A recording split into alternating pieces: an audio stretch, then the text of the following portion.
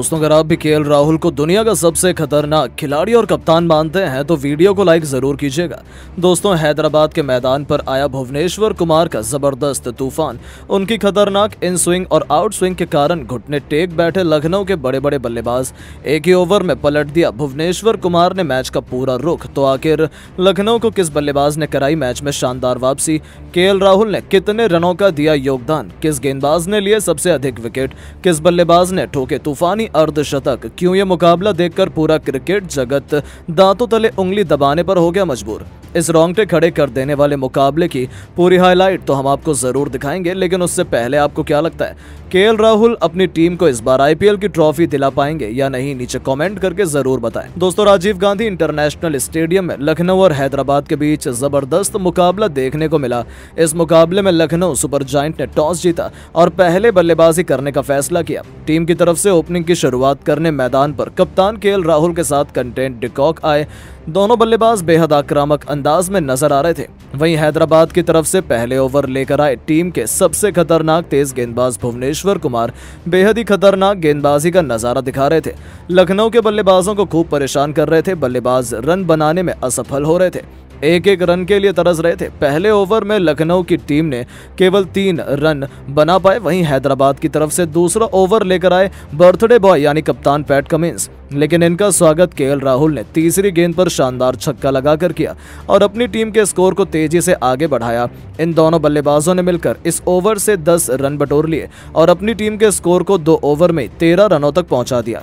हैदराबाद की तरफ से तीसरा ओवर लेकर आए एक बार फिर भुवनेश्वर कुमार और आते ही इन्होंने अपना टारगेट पहली गेंद पर टिकॉक को बनाकर पवेलियन का रास्ता दिखा दिया। 13 रनों के स्कोर पर लखनऊ को पहला बड़ा झटका लग गया। टिकॉक केवल 2 रन बनाकर अपनी टीम के लिए पवेलियन लौट गए, लेकिन कप्तान केएल राहुल मैदान पर टिके हुए थे। इनका साथ देने के लिए अब नए बल्लेबाज मार्क स्टोइनिस आ चुके थे। इन दोनों बल्लेबाजों के कंधों पर टीम की पूरी जिम्मेदारी आ चुकी थी। पहला विकेट बहुत जल्द गिर चुका था। भुवनेश्वर कुमार खतरनाक गेंदबाजी का नजारा दिखा रहे थे। बल्लेबाज बाल बाल अपने विकेट गंवाने से बच रहे थे।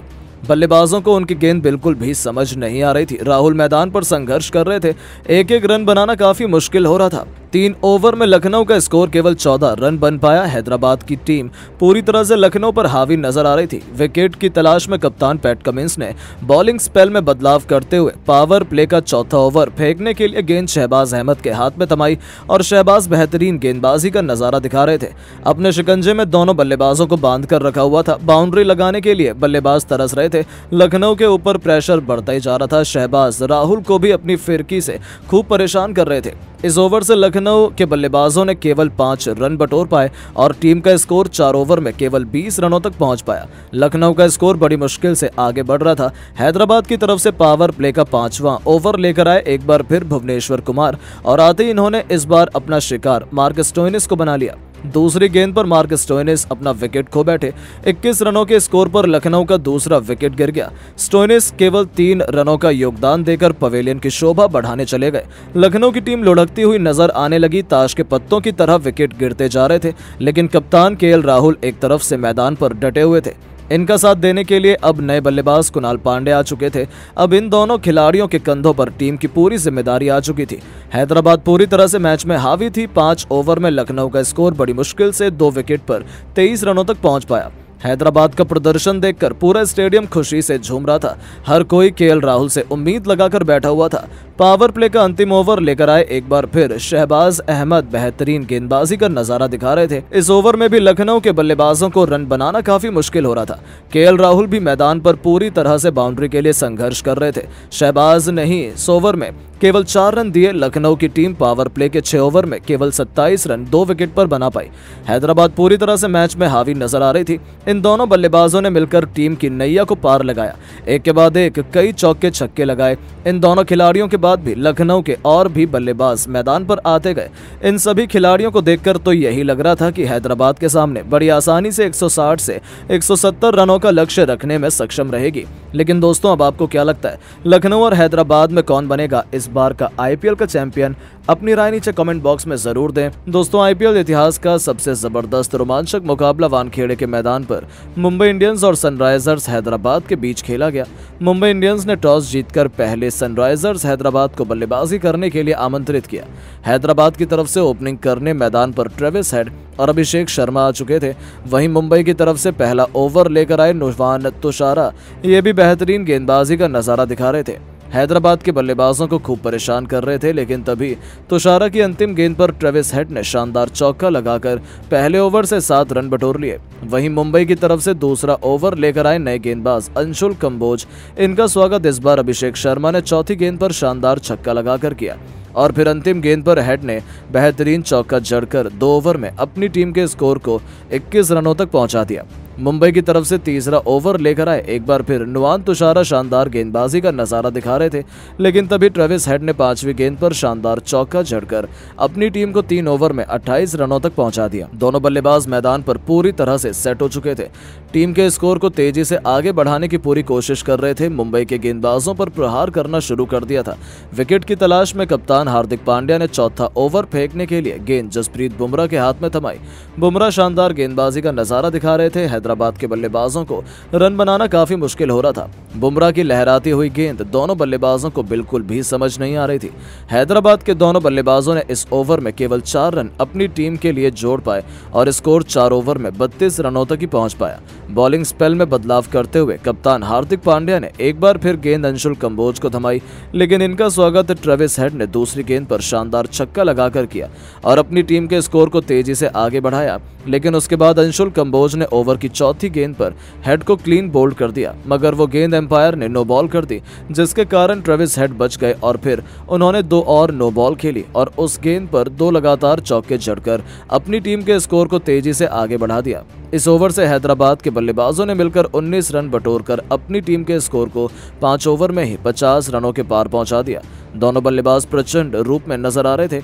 मुंबई की तरफ से पावर प्ले का अंतिम ओवर लेकर आए एक बार फिर जसप्रीत बुमराह, लेकिन इनका स्वागत ट्रेविस हेड ने पहली गेंद पर शानदार चौका लगाकर किया। लेकिन इसके बाद जसप्रीत बुमराह ने शानदार वापसी की और इस चौके का बदला लेते हुए उन्होंने अपने ओवर की 5वीं गेंद पर अभिषेक शर्मा को ईशान किशन के हाथों खतरनाक कैच पकड़वाकर पवेलियन का रास्ता दिखा दिया और मुंबई इंडियंस को पहली सफलता 56 रनों के स्कोर पर मिल गई। अब मैदान पर ट्रेविस हेड का साथ देने के लिए मयंक अग्रवाल आ चुके थे। पावर प्ले के 6 ओवर में हैदराबाद का स्कोर 56 रनों तक पहुंच चुका था, लेकिन मुंबई के लिए 8वां ओवर लेकर आए एक बार फिर अंशुल कंबोज और इस बार उन्होंने नो बॉल फेंकने की गलती नहीं की और ओवर की चौथी गेंद पर मयंक अग्रवाल को क्लीन बोल्ड कर मुंबई को दूसरी सफलता 68 रनों पर दिला दी।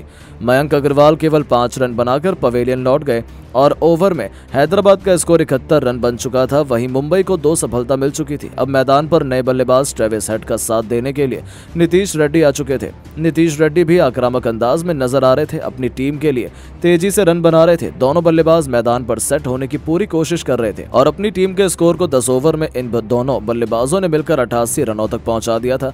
मुंबई की तरफ से 11वां ओवर लेकर आए फिरकी के जादूगर पीयूष चावला और आते ही उन्होंने अपने ओवर की तीसरी गेंद पर ट्रेविस हेड को पवेलियन का रास्ता दिखाकर मुंबई को मैच में पूरी तरह से वापसी करा दी और हैदराबाद की कमर तोड़ दी। मुंबई इंडियंस को 90 रनों के स्कोर पर तीसरा विकेट मिल गया। ट्रेविस हेड 30 गेंद पर 48 रन बनाकर पवेलियन लौट गए। अब मैदान पर नए बल्लेबाज हेनरी क्लासेन आ चुके थे। इन दोनों बल्लेबाजों के कंधों पर टीम की पूरी जिम्मेदारी थी, लेकिन मुंबई के लिए 12वां ओवर लेकर आए खुद हार्दिक पांड्या ने अपने ओवर की पहली गेंद पर अपना शिकार नीतीश रेड्डी को बनाकर मुंबई को चौथी सफलता 92 रनों के स्कोर पर दिला दी। नीतीश अपनी टीम के लिए केवल 20 रन बनाकर पवेलियन लौट गए। अब हेनरी क्लासेन का साथ देने के लिए मैदान पर नए बल्लेबाज मार्को जॉनसन आ चुके थे, लेकिन तब तक इनका साथ हेनरी क्लासेन छोड़कर चले गए। 13वें ओवर की पहली गेंद पर पीयूष चावला के शिकार हो गए और अपनी टीम के लिए केवल 2 रनों का योगदान दे पाए। 96 रनों के स्कोर पर हैदराबाद की आधी टीम पवेलियन की शोभा बढ़ाने लौट चुकी थी। हैदराबाद की तरफ से अब नए बल्लेबाज शहबाज अहमद आ चुके थे। टीम का स्कोर 13 ओवर में 100 रनों तक पहुंच चुका था।